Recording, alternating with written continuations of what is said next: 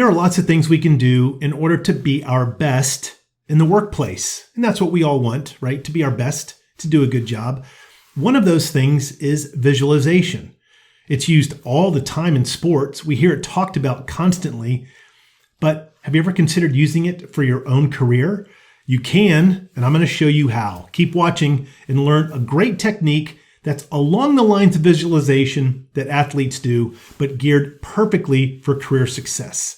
Hi, my name is Shawn Sommerkamp, and this is Motivationeer Christian Coaching.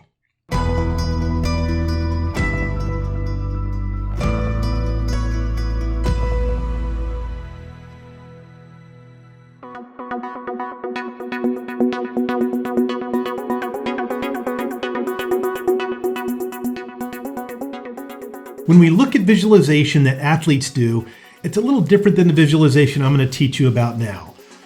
Athletic visualization, when you close your eyes and picture yourself doing whatever it is that you're doing athletically, you are taught to try to smell the smells of the event. Picture, feel, try to imagine the feeling of the wind on your face, or picture how your muscles are contorting, how your uniform feels on you as you're making the play or doing the move or competing in the event. I'm not saying do that when we're at work, because how do you smell your work environment, or how do you feel in your work clothes? Like if you're working from home, do you visualize yourself sitting in shorts, in front of the camera? I've got pants on, but no, that's not the visualization we want to use. The visualization we want to use, I refer to as the Future You tool. Picture yourself in the future having achieved whatever the success is that you want to achieve. And what you want to imagine is who is around you. Physically, where are you? What environment? Who have you impacted? What type of world is it that you're living in? What experiences do you have as a result of this success that you've obtained? What are you thinking now that you're in this future role? What a lot of people do, I think incorrectly, is picture what they want to be. I'm not saying that. I'm saying sit down in a quiet place, get into a meditative state, and then picture exactly what it would be like if you accomplished that thing. Then, when you're done with the visualization technique, write it out. I'm going to put below a link to get this Future You Worksheet where you can kind of write it in. This is where we want to write in. Let's say you're a business owner and you want your business to really grow. You visualize a year from now, okay, I have just surpassed the $15 million mark. I now have 30 employees working for me. And then you can visualize those employees in the office or visualize them in a conference call. My wife and I, or my husband and I, were able to take this trip as a result and just get away for a while. I have this amazing website, and then picture what the website looks like. People have changed their lives because of the work I've been able to give them. I now live in a home that is able to have a larger ministry in it. I'm giving more to my church. It's so exciting to be able to do that. And then keep picturing what those things are. And then write it out in as much detail as you can, as if you're there already in the future.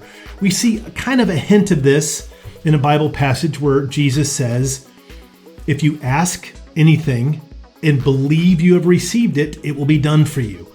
I honestly can't remember the verse right now, and I don't want to pause this video. Actually, I'm going to pause the video and look it up.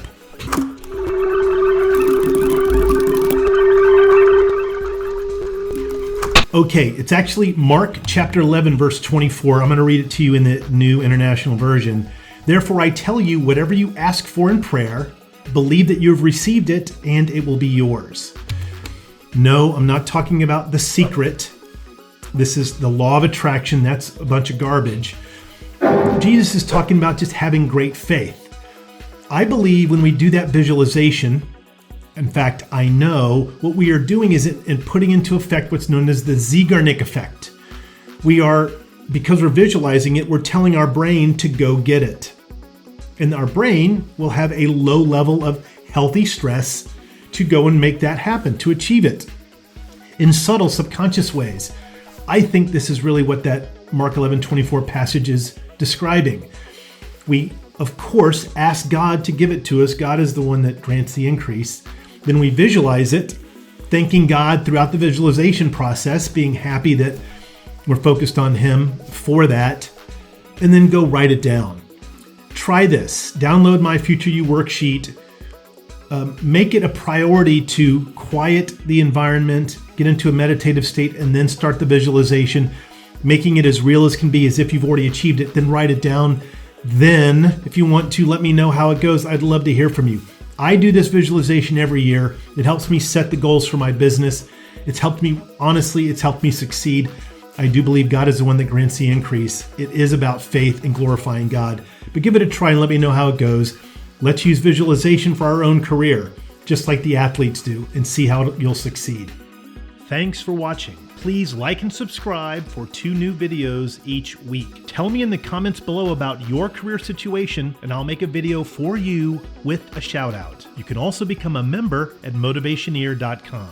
Your career is not just a way to make a living, it's a way to transform the world.